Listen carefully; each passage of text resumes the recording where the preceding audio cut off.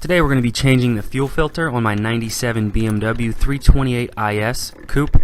It's the E36 M52 engine. Now if you own a BMW, go ahead and subscribe to the channel. I do a lot of fixes on my BMW. It's about 240,000 miles and there's just a lot of small routine maintenance things that I like to do. So go ahead and if you're interested, go ahead and subscribe, hit that like button and leave a comment by the end of the video. Let me know what you think. Now the fuel filter location is different per different vehicle. So my fuel filter location is actually located more toward the driver's side wheel, but I started jacking up the back. You have to jack up the back and the front to be able to work under there easily, and this is actually a pretty simple job. Once you jack it up, you get everything prepared, you have the right tools. Once you watch the video to the end, I'll show you all the tools that you need to complete this job.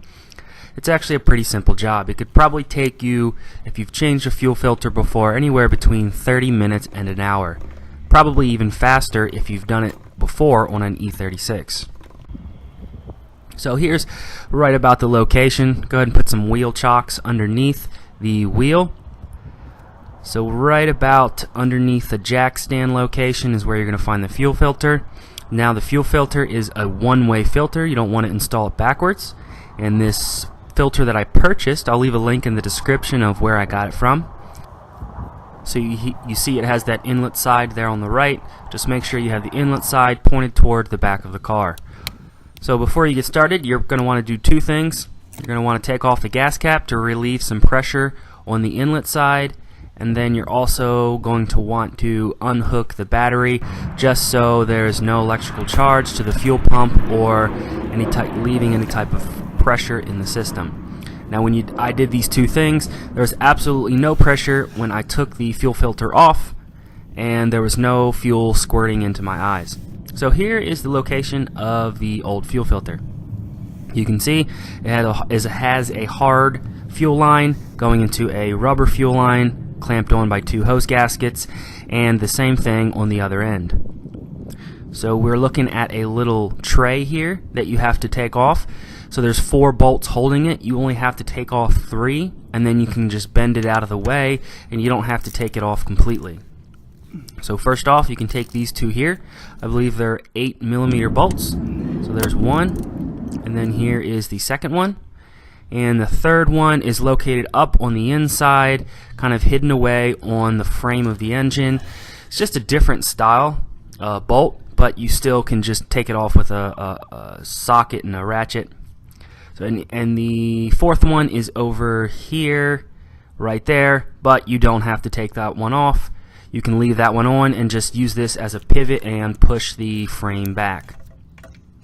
So again, I believe this is an 8mm.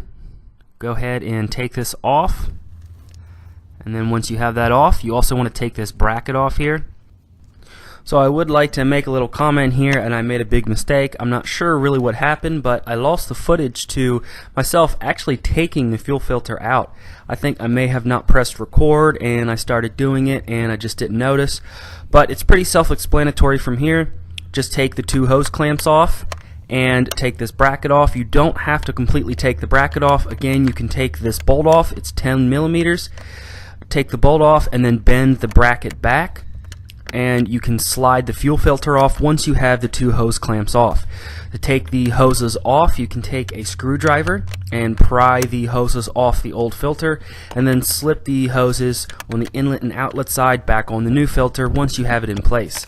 You see that little rubber gasket around the cylindrical body of the filter? That's just a barrier against the bracket to be able to hold it in place and that there's no rattle as you're driving down the road. Now make sure you have these electrical lines here on these white clips, and I believe this is either a evap line or some type of return fuel line. Make sure you have those kind of pushed out of the way. You don't have to remove really much of anything. Just make sure you're not bending them or stressing them too much. So with the new filter installed, you can now put back the cover plate once everything is tightened up, and then there's a very important step that you don't want to miss as you're starting the engine back up. But before you do that, as you take the old filter off, it's always good to get a gas can nearby, and any residual fuel in the old fuel filter, go ahead and dump it in a gas can. Now this gas can I use for my mower, so it should be just fine. Now you're going to want to obviously put the gas cap back on and reconnect the battery. You're not going to want any check engine lights coming on after this job. Now a very important step is to turn the key to the on position, but don't turn the car on. Do this 3, 4, and 5 times just to allow the fuel to be pushed to the fuel rail. Now there's some air in there, so it might be a little rough at start, but once you start going, you can rev the engine to about 2,000 RPMs and hold it for a couple seconds. Once you do this for a little bit, you're going to want to go ahead and start to crank the engine, and it might be a little rough starting up, but eventually the fuel pump will get fuel to the fuel rail and your car will start. Once your car starts, go ahead and rev it to about 2,000 RPMs, hold it for about 10 to 15 seconds, and make sure everything's okay. Then drop it back down to idle, and you should be okay. You might want to drive it around a little bit, up to about 35-40 miles an hour. So that brings us to a close to this video. Again, I apologize for the missed footage, but still you have a really good idea of how to change your fuel filter in your BMW. Go ahead and hit that subscribe button. Hit that bell notification to get notified of all the new BMW videos I put out. I have a Toyota and a Chevy as well, and I do repair videos on those. I just want to thank you guys for watching, and I'll see you later.